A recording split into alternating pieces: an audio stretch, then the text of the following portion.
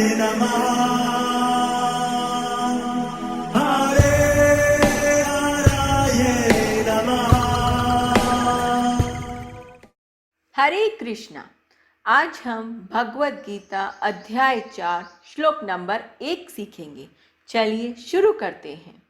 श्री भगवानुवाच इमं विवस्वते योगं प्रोक्तवान् अहम् अव्ययम् विवस्वान् मनवे प्राह मनुरीक्ष्वा कवे अब्रवीत्। अब हम इसे धीरे धीरे बोलकर समझते हैं। श्री भगवान उवाच इमं विवस्वते योगम प्रोक्तवान् अहम् अव्ययम् विवस्वान् मनवे प्राह मनुर इक्ष्वाकवे अब्रवीत्। अब हम इसे फिर से गाकर देखते हैं।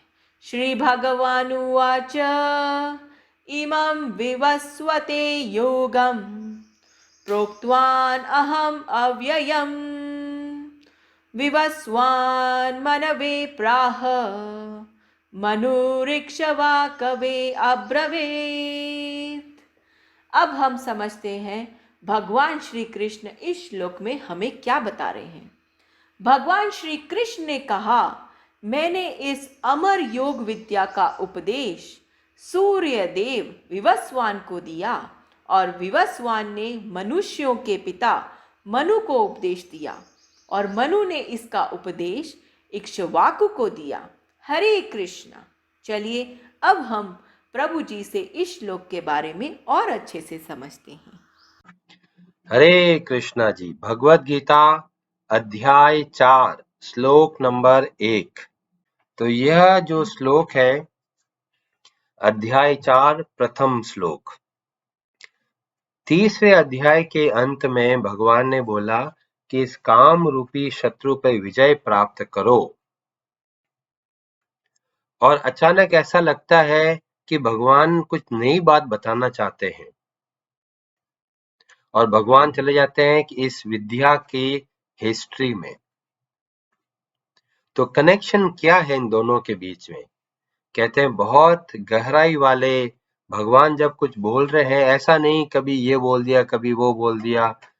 जैसे कोई एक विद्वान व्यक्ति है, वो उसके शब्दों के अंदर एक अलग तरह का एक विशेष उद्देश्य रहता है। और जब भगवान जो वाणी के स्वामी हैं, वो अगर कुछ बोलते हैं तो उसके पीछे बहुत गहराई है। और यहाँ पे भगवान श्री कृष्ण, अर्जुन ने कुछ नहीं पूछा यहाँ पे भगवान स्वतः ही कुछ बताना चाहते हैं। क्या बता रहे हैं? इमं विवस्वते योगम, मैंने इस विद्या का, ये जो भगवत गीता का ज्ञान का उपदेश विवस्वान सूर्य देव को दिया। और सूर्य देव जैसे कि एक देवता है, अपने जो सूर्य लोक के स्वामी है, उनको दिया। तो यहाँ पर एक बात जो सामने आती है वह यह है कि भगवान चाहते हैं कि जो भी लीडरशिप पोजीशन पर हैं, जो भी शासन करने की क्षमता रखते हैं और अभी नियुक्त हैं, जो घर के लीडर हैं, जो घर के मुखिया हैं, उन सब के लिए यह अत्यंत आवश्यक है। क्यों आवश्यक है? क्योंकि भगवान ने जब तीसरे अध्याय में काम रूपी शत्रु के बारे में वर्णन किया तो ऐसा लगा कि भाई व्यक्ति कई बार जीत पाएगा, कई बार नहीं जीत पाएगा। तो क्या कर सकते हैं? बेचारे बहुत सारे लोग हैं जो भोगों में फंस चुके हैं। तो जो शासक होता है उसका दायित्व होता है सुरक्षा देना। और सुरक्षा कैसी देना है? केवल शारीरिक सुरक्षा नहीं देनी है, साथ में उनकी मानसिक सुरक्षा का भी ध्यान रखना है। तो लीडरशिप का ये दायित्व है कि वो ऐसा एनवायरनमेंट बनाए, एक ऐसा वातावरण दे ताकि जो उनकी प्रजा है, जो उनके आश्रित है, वो भगवान की ओर आगे बढ़े। क्योंकि नहीं तो वो क्या होगा, काम रूपी शत्रुओं के द्वारा हार जाते हैं। तो यहाँ पर भगवान बहुत दया करके बता रहे हैं कि वास्तव में घर के हर लीडर को इस ज्ञान के बारे में पता होना चाहिए। अगर इस ज्ञान के बारे में पता है तो अपने पूरे परिवार की सुरक्षा बहुत अच्छे तरीके से कर सकते हैं।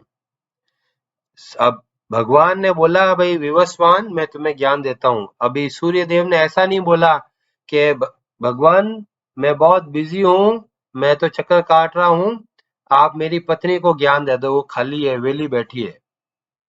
सत्संग में आप लोग देखेंगे 90% जो है सब के सब माताएं आती है, और हमारा भी यही हाल है। ज्यादा से ज्यादा माताएं सत्संग में आती है, जबकि भगवान श्री कृष्ण क्या कह रहे हैं, इमम विवस्वते योगम, ये ज्ञान किनके लिए है, जो घर के मुखिया है, क्योंकि उनका एक दायित्व है सुरक्षा देना। और सुरक्षा कैसे देना है, ऐसा वातावरण दीजिए जिसमें परिवार के बच्चे और जो भी आश्रित है वो भगवान की ओर आगे बढ़े। इसलिए हर शासक को, जो नेता है, लीडर है, उनको अगर वो अच्छे से खुद करते हैं आचरण और ऐसा वातावरण बनाते हैं जिससे कि सब लोग भगवान से जुड़ पाए।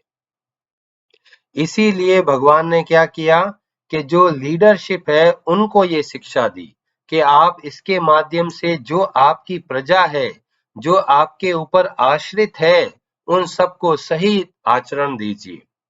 और इस तरीके से भगवान प्रयत्न कर रहे हैं कि जो बेचारे जो फंस चुके हैं वो कैसे बाहर निकलेंगे। नहीं तो अकेले व्यक्ति सोचता है मैं तो अकेला हूँ, मैं तो फंस चुका हूँ इस काम, क्रोध और लोभ में, और मेरा कोई उपाय नहीं। पर यहाँ पे जो लीडरशिप है, जो उनका जो ध्यान रखते हैं, वो आके आके मदद करते हैं कि आपको मैं ऐसा वातावरण देता हूँ जिससे आप इस काम रूपी शत्रु से बाहर निकल पाए। तो हर एक घर के सदस्य को, जो घर के मुखिया है, उनके लिए तो विशेषतया इस बात को ध्यान है कि उनको अच्छे से भगवत गीता का ज्ञान को समझना है, और घर में ऐसा वातावरण दीजिए, परिवार के सदस्यों को स्नेह दीजिए, प्रेम दीजिए, और ऐसा बताइए कि वो भगवान की भक्ति करना सीखे, किस तरह से नियमित रूप से जप करना चाहिए। और ये कैसे संभव है, जब परंपरा से, भक्तों से जुड़ते हैं। आगे अगले श्लोक में भगवान इसके बारे में और बताते हैं कि हमारे मंदिर के अंदर ही एक प्रभु जी और माता जी हैं, जो भगवत गीता के ज्ञान से पहले सामान्य स्त्री पुरुष जैसे थे, और जो प्रभु जी थे वो बहुत तरह के, जो पहले जिनका नाम था बाबू, तो जो बाबूलाल जी थे वो बहुत ड्रिंक करते थे, नशा करते थे, अपनी पत्नी को मारते थे। पत्नी बेचारी अड़ोस पड़ोस में घर में काम करके किसी तरह घर का गुजारा करती थी, और जो पत्नी थी वो एक ऐसे घर में सेवा करती थी कि जो भक्त लोग थे, तो भक्तों ने उनको थोड़ा थोड़ा बताया, उनको बहुत अच्छा लगा। फिर धीमे धीमे उनके जो पति थे प्रभु, ये बाबूलाल जी, उनको बताया, और धीमे धीमे उनके जो सारे आचरण, बुरे आचरण जो थे, वो धीमे धीमे खत्म हो गए, और आज वो मंदिर के अंदर अच्छे भक्त हैं। वो दोनों अच्छे से भगवान के नाम का जप करते हैं। तो ये कैसे संभव हुआ कि वो कोई भक्त का संग किया। तो इस तरह से हमें क्या करना चाहिए, हमें इसका प्रचार करना है और लोगों को बताना है भगवत गीता के ज्ञान का, जिससे कि उनके आचरण में बदलाव आए, वो भगवान के प्रति को समझने का प्रयत्न करे, और जीवन में थोड़ा थोड़ा भगवान की ओर आगे बढ़े। तो इसलिए हर लीडरशिप, आप सब घर के लीडर हैं, आप ये विचार कीजिए कि किस तरह से आपके परिवार के सदस्य जो है वो भगवान से जुड़े। आप उनको बहुत अच्छा वातावरण दीजिए, मंदिर की स्थापना कीजिए घर पे, खुद स्वयं आरती कीजिए, तुलसी आरती कीजिए, परिवार के बच्चों को आप संस्कृत के श्लोक बताइए, प्रार्थना करना सिखाइए, अच्छे सद्गुण दीजिए, संस्कार दीजिए, ताकि वो भविष्य में आगे चलकर और लोगों को प्रेरणा दे सके।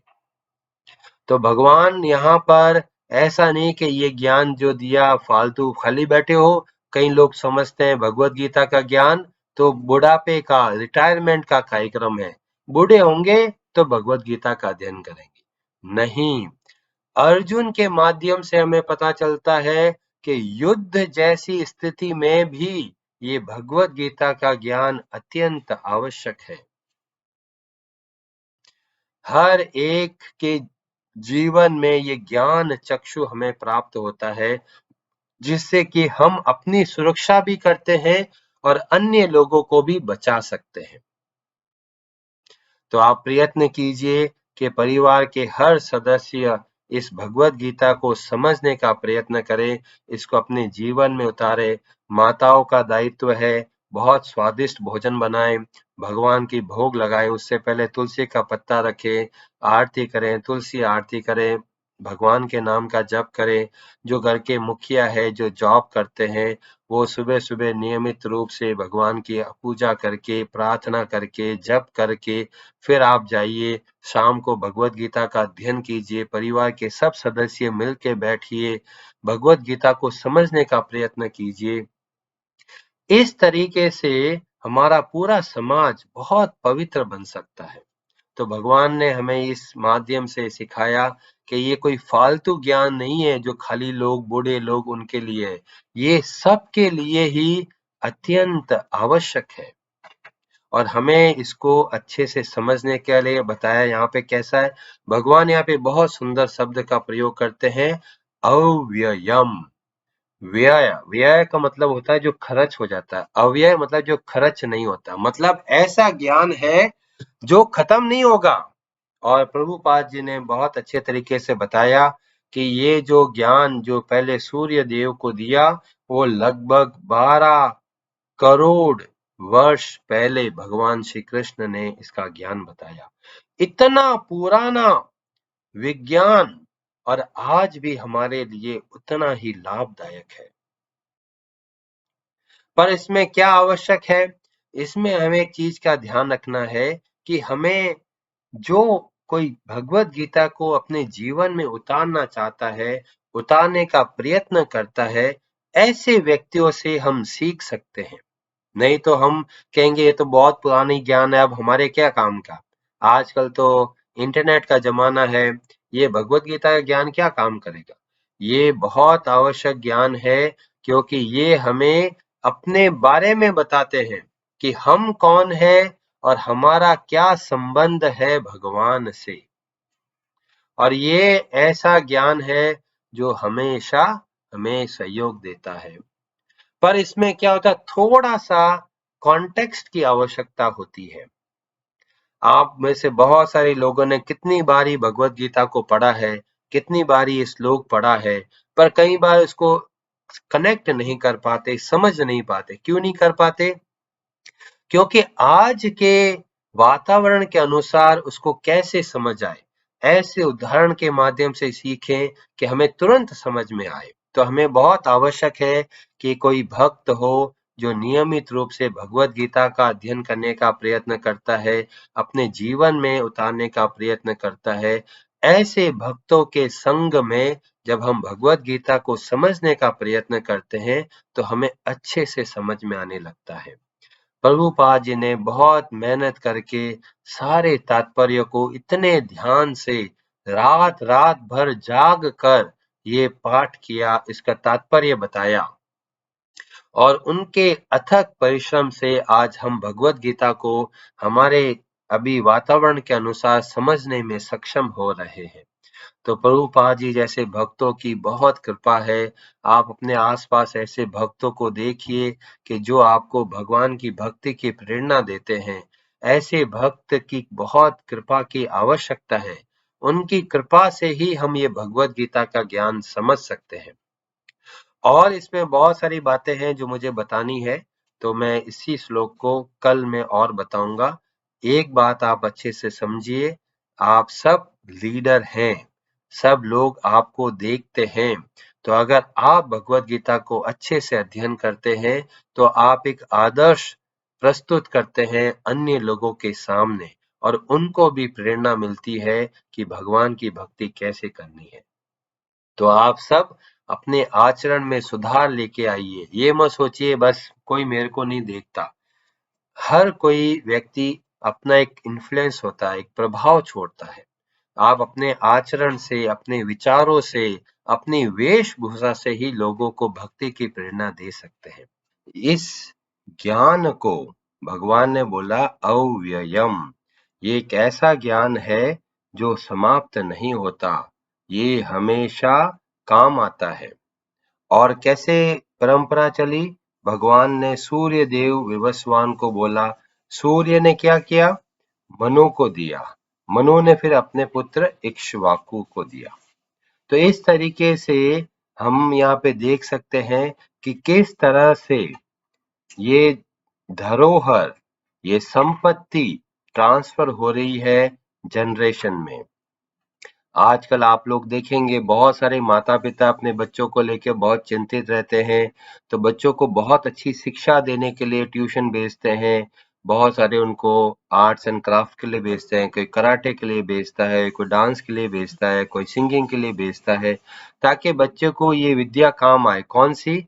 ये जो फुटबॉल है, क्रिकेट है, ये इनके जीवन में काम आए। पर बहुत सारे माता-पिता भूल जाते हैं, जो सबसे महत्वपूर्ण है वह है भगवत गीता का ज्ञान, क्योंकि बाकी सारे जो ज्ञान है वो शरीर के साथ समाप्त हो जाते हैं, पर यह जो ज्ञान है ये अव्यय है, ये समाप्त नहीं होता, ये शाश्वत ज्ञान है। और इस ज्ञान का लाभ क्या है? इस ज्ञान का लाभ है कि उस बालक का चरित्र बहुत उत्तम बनता है, वो भयभीत नहीं होता, वो अनावश्यक चिंतित नहीं होता। आजकल सबसे बड़ी प्रॉब्लम क्या है? बच्चे डरते हैं और बाकी विद्या उनको काम नहीं आएगी। जब भगवत गीता का ज्ञान उनको बताया जाता है, जब पता चलता है कि हम सब भगवान के सनातन अंश हैं, तो बच्चों के अंदर एक स्वाभाविक निर्भयता आती है, उनको डर नहीं लगता। नहीं तो क्या होता है, बचपन से बच्चे छिपकली से डर जाते हैं, कभी कॉकरोच से डरते हैं। तो ये तरीका बताया कि एक माता पिता की ये सबसे बड़ी जिम्मेदारी है कि अपने जो आश्रित है, पुत्र है, पुत्री है, नाती है, नातिन है, जो भी है, उन सबको वो भगवान के जो भगवत गीता का ज्ञान है वो सबसे बड़ी संपत्ति है, वह देने का प्रयत्न करना चाहिए। आजकल हम लोग देखते हैं कि बच्चे हैं, माता-पिता का सम्मान नहीं करते, माता-पिता को अकेला छोड़ देते हैं और उनका ध्यान नहीं रखते और माता-पिता बड़े कष्ट में जीवन व्यतीत करते हैं। तो थोड़ा हमें सोचना चाहिए कि वास्तव में ऐसा क्यों हो रहा है? क्योंकि बहुत सारे माता-पिता अपने बेटे-बेटियों को ऐसा ज्ञान देते ही नहीं। संस्कार दिए ही नहीं तो कैसे उनको पता चलेगा कि माता-पिता की क्या भूमिका है? और ऐसा नहीं कि केवल ज्ञान दे दिया और काम चल गया। हमें स्वयं अपना उदाहरण प्रस्तुत करना पड़ेगा। तो सर्वप्रथम हम सबको अपने माता-पिता जो बड़े बुजुर्ग हैं, उनका सम्मान, सत्कार और सेवा करना चाहिए। जब हम उनकी सेवा करेंगे, तो हमारे जो आश्रित है, पुत्र पुत्री है, वो हमको देखते हैं कि देखो मेरे पिताजी इतने अच्छे से मेरी माँ, मेरी दादी की, मेरे दादा की सेवा करते हैं, मेरे नानी की सेवा करते हैं। तो बच्चों के अंदर ये संस्कार आते हैं। और ये जो संस्कार आप दे रहे हैं, वही वास्तव में काम आएगा। बहुत सारा पैसा छोड़ के जाओगे, आपस में लड़-लड़ के बैठे हैं, बहुत लोग प्रॉपर्टी के चक्कर में भाई-भाई शत्रु बन गए हैं। इसीलिए यहाँ पे भगवान ने बताया कि किस तरह से क्या जो धरोहर है, जो हमें आने वाली जनरेशन को देना है, और वह ये है भगवत गीता का ज्ञान। और जब भगवत गीता का ज्ञान एक सामान्य व्यक्ति अगर आईआईटी इंजीनियरिंग में जाता है तो उसका जीवन कितना उत्तम हो जाता है। एक सामान्य ज्ञान को प्राप्त करके भी व्यक्ति का जीवन कितना उच्च हो सकता है। और अगर भगवत गीता जैसा आध्यात्मिक ज्ञान दिया जाए तो कई जन्मों का जो दुख है उससे हम बड़े आराम से बाहर निकल सकते हैं।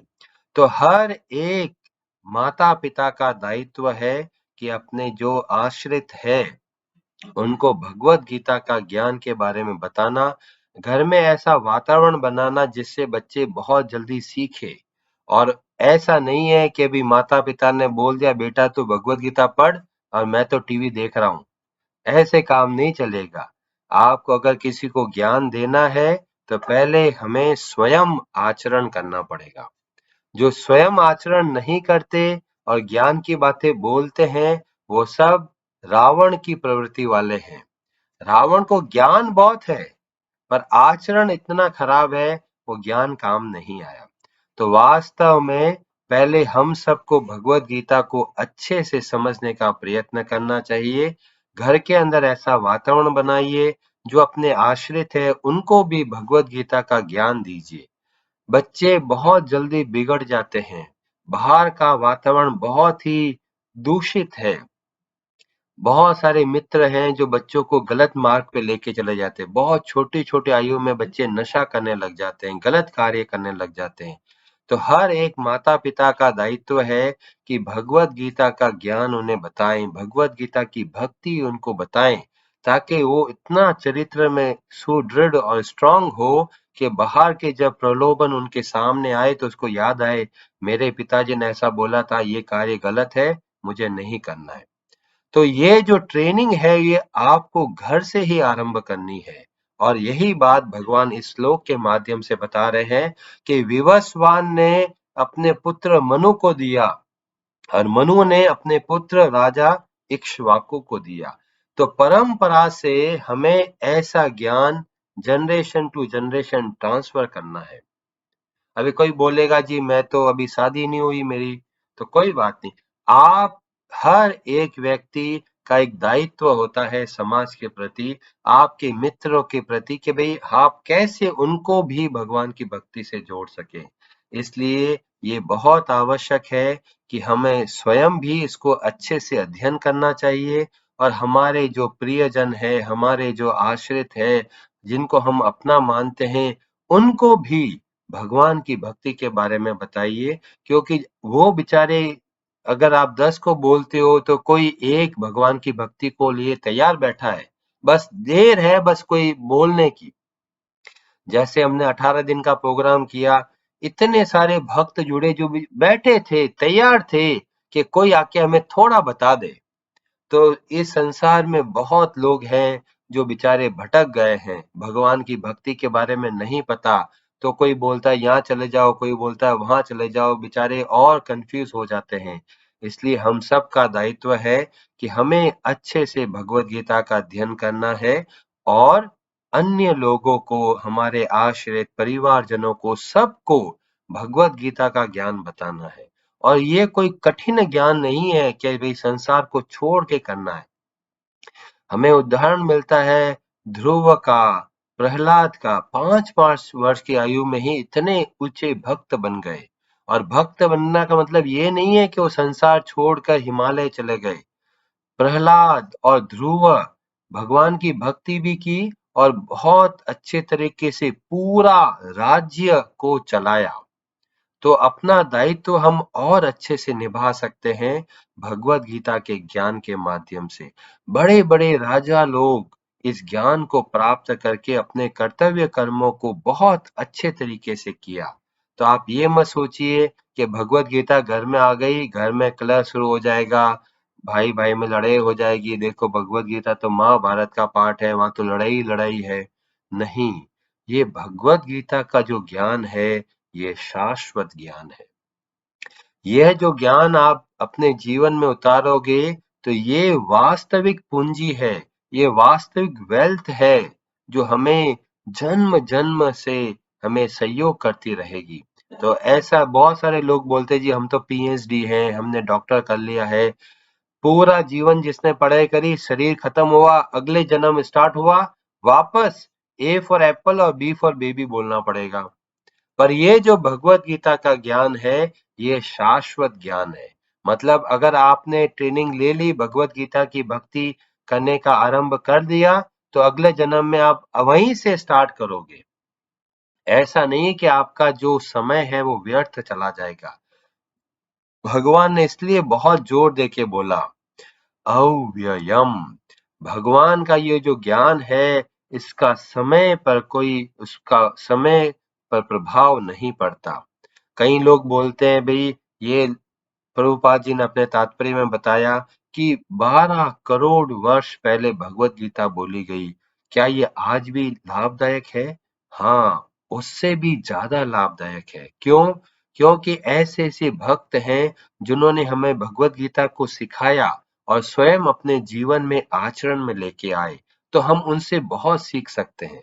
अगर हम ऐसे पढ़ेंगे, ये श्लोक को न जाने कितनी बार पढ़ा होगा लोगों ने, पर हम कभी सोच ही नहीं पाते कि इस श्लोक के अंदर कितनी गहराई है और हमारे लिए क्या-क्या बातें हैं।